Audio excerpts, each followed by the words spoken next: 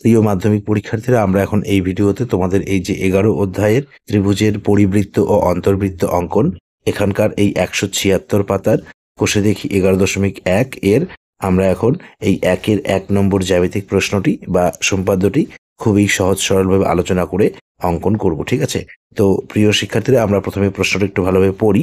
প্রশ্ন এখানে আমাদের দেওয়া রয়েছে, একটি সমবাহু ত্রিভুজ যার প্রতিটি বাহুর দৈর্ঘ্য 6 সেমি।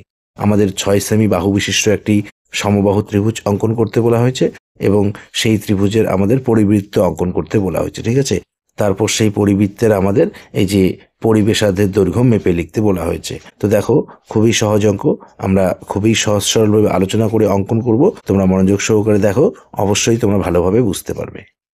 তো প্রিয় শিক্ষার্থীরা, আমরা প্রথমে প্রশ্নে দেওয়া ত্রিভুজের 6 সেমির বাহুটি স্কেল দ্বারা মেপে নেই। ঠিক আছে, দেখো, এই যে এটি হচ্ছে মূল বিন্দু, এখান থেকে হিসেব শুরু হবে এই 6-এর বড় দাগ এই পর্যন্ত।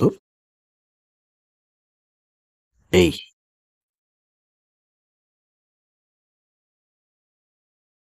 এরপর আমরা এই খাতার পেজের মাঝে এখানে এখানে আমরা একটি রশ্মি নেব। ঠিক আছে, তো রশ্মিটি আমরা 6 সেমির থেকে বেশি নেব। এই প্রায় আমরা 9 সেমির মতো নিলাম। ঠিক আছে, পরিমাপ ছাড়া আর কি। এই এখানে বিন্দু, এখানে নাম দেব আমরা বি, এখানে রশ্মির চিহ্ন, বিন্দু করে নাম দেব আমরা এক্স। এখন আমরা পেন্সিল কম্পাস দিয়ে এই 6 সেমির পরিমাপটি নেব। ঠিক আছে, দেখো, এভাবে আমরা পেন্সিল কম্পাস দিয়ে 6 সেমির পরিমাপটি নেব, নিয়ে এই বি বিন্দুতে বসাবো।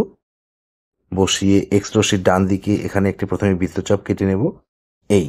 আমরা 6 সেমির পরিমাপটি পেন্সিল কম্পাস দিয়ে নিয়ে এই বি বিন্দুতে বসিয়ে এক্স রশ্মির ডান দিকে এখানে একটি বৃত্তচাপ কাটলাম এবং এই আমাদের পেন্সিল কম্পাসটি এই বি বিন্দুতে বসা থাকবে।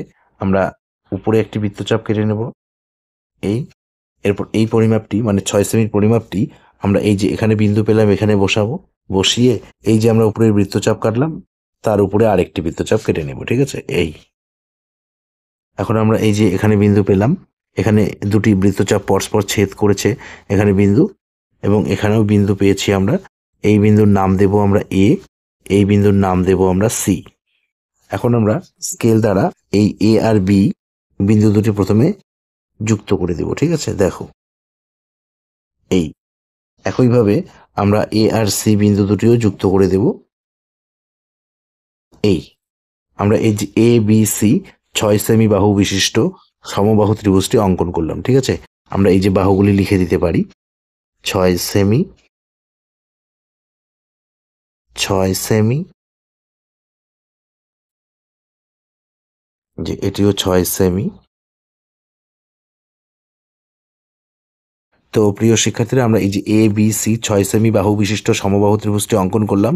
এখন আমরা এই ত্রিভুজের পরিবৃত্ত অঙ্কন করব। ঠিক আছে, তো পরিবৃত্তটি অঙ্কন করার জন্য আমরা এই এ বি সি ত্রিভুজের যে কোনো দুটি বাহুকে সমদ্বিখণ্ডিত করব বা যে কোনো দুটি বাহুর লম্ব সমদ্বিখণ্ডক অঙ্কন করব। ঠিক আছে, তো দেখো, লম্ব সমদ্বিখণ্ডক দুটি অঙ্কন করার জন্য আমরা এই যে পেন্সিল কম্পাসটি প্রথমে এই সি বিন্দুতে বসাবো। ঠিক আছে, বসিয়ে এই পেন্সিল কম্পাস দিয়ে আমরা এই যে বিসি বাহুর অর্ধেকের বেশি নেব আইডিয়া করে। ঠিক আছে, অর্ধেকের বেশি নেওয়া হলো আইডিয়া করে, নিয়ে সি বিন্দুতে কাটাটি বসানো রয়েছে, উপরে একটি বৃত্তচাপ কেটে নেব এবং নিচে একটি বৃত্তচাপ কেটে নেব।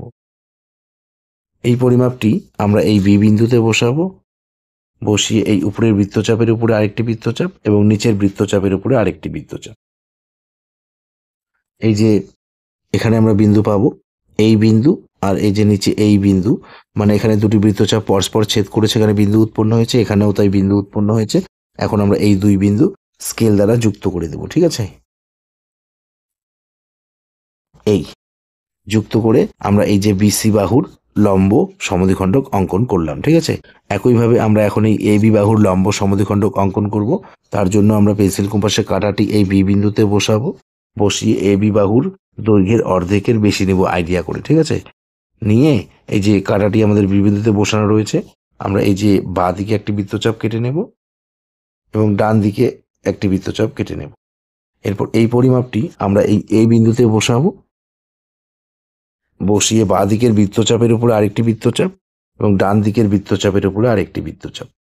এই যে এখানে দুটি বৃত্তচাপ পরস্পর ছেদ করলো, এখানে বিন্দু উৎপন্ন হলো, একইভাবে এখানেও বিন্দু উৎপন্ন হলো। এই দুই বিন্দু আমরা স্কেল দ্বারা যুক্ত করে দেব। এই যে এদিকে আমরা রশ্মির চিহ্ন, এদিকে রশ্মির চিহ্ন, এদিকে রশ্মির চিহ্ন, এদিকে রশ্মির চিহ্ন করে দেই। এই বিন্দুর নাম দিই আমরা পি, এই বিন্দুর নাম দিই আমরা কিউ, এই বিন্দুর নাম দিই আমরা আর, এই বিন্দুর নাম দিই আমরা এস। এখন দেখো এই যে এবি বাহুর লম্ব সমদ্বিখণ্ডক ও বিসি বাহুর লম্ব সমদ্বিখণ্ডক দুটি পরস্পর এই যে এখানে ছেদ করেছে, ঠিক আছে? এখানে আমরা নাম দেব ও। এখন আমরা এই ও আর বি বিন্দু স্কেল দ্বারা যুক্ত করে দেব, ঠিক আছে? দেখো ভালোভাবে যুক্ত করে দিতে হবে। এই এখন আমরা পেন্সিল কম্পাস দিয়ে এই ও আর বি বিন্দুর পরিমাপ ভালোভাবে নেব, ঠিক আছে? দেখো এভাবে আমরা পেন্সিল কম্পাস দিয়ে ও আর বি বিন্দুর পরিমাপ নেব, এইটুকু দৈর্ঘ্যের পরিমাপ নেব, ঠিক আছে? নিয়ে আমাদের কাঁটাটি কিন্তু ওই ও বিন্দুতে বসা রয়েছে, আমরা এখানে এবিসি ত্রিভুজের পরিবৃত্তটি অঙ্কন করব, ঠিক আছে? দেখো